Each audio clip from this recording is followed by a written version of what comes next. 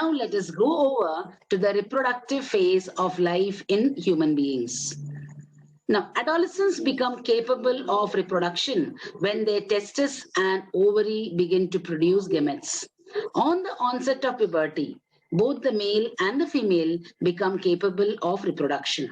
We have already learned in the previous chapter that the males, they produce sperms and the females produce ova or egg.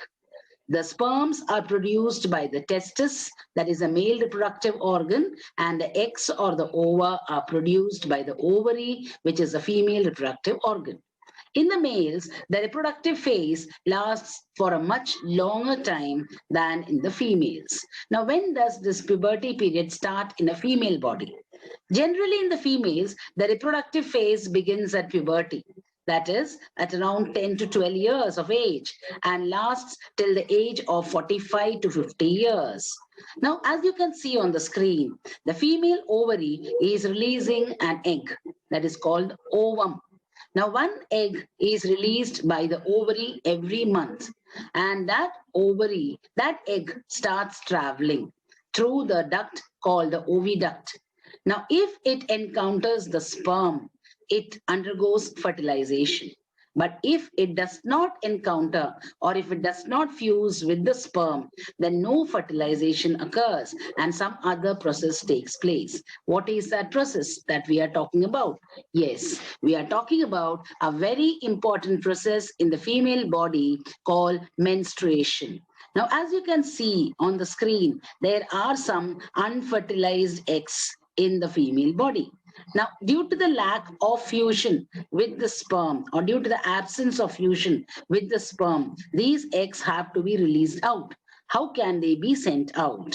Now, we have got the female body has got a structure called the uterus. That is a place where the baby's development takes place. But due to the lack of fertilization, the uterus, which had prepared itself for the nutrition of the embryo, can not undertake that process, and the unfertilized eggs have to be sent out of the body, and that process by which the unfertilized eggs are thrown out or sent out of the female body is called menstruation. The menstrual cycle starts at the onset of puberty and stops by the age of 45 to 50 years. The period when it starts is called menarche, and the period when it stops is called menopause.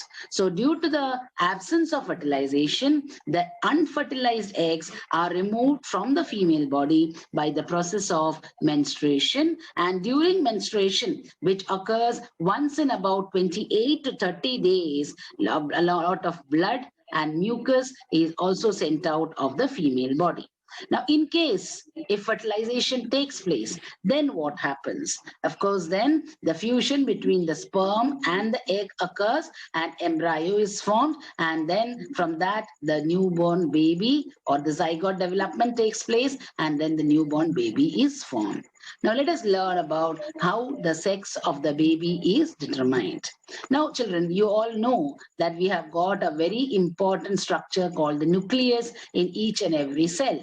Now, inside the nucleus, there are chromosomes and DNA. Now, these chromosomes play a very important role in sex determination.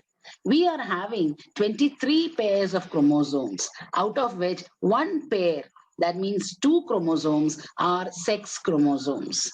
There are two types of sex chromosomes. They are X chromosomes and Y chromosomes. The male body has got one X chromosome and one Y chromosome, whereas a female body has got two X chromosomes. XX chromosomes are there in a female body, whereas in a male body, there is one X chromosome and one Y chromosome. Now, how is the sex of the baby determined?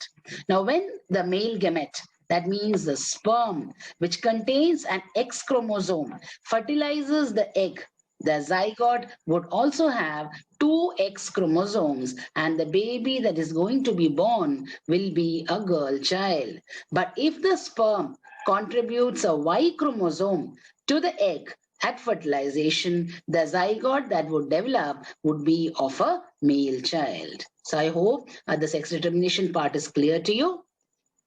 In our country, the legal age for marriage for a girl is 18 years and for a boy is 21 years. Now, why has this law been made? Because that is the period during which a boy or a girl attains reproductive maturity. Only then we can give birth to children who are physically and mentally healthy. At the same time, the health of the mother also is very important. That is why the government has made these laws regarding the age for marriage. So now let us go over to the notes part of this chapter.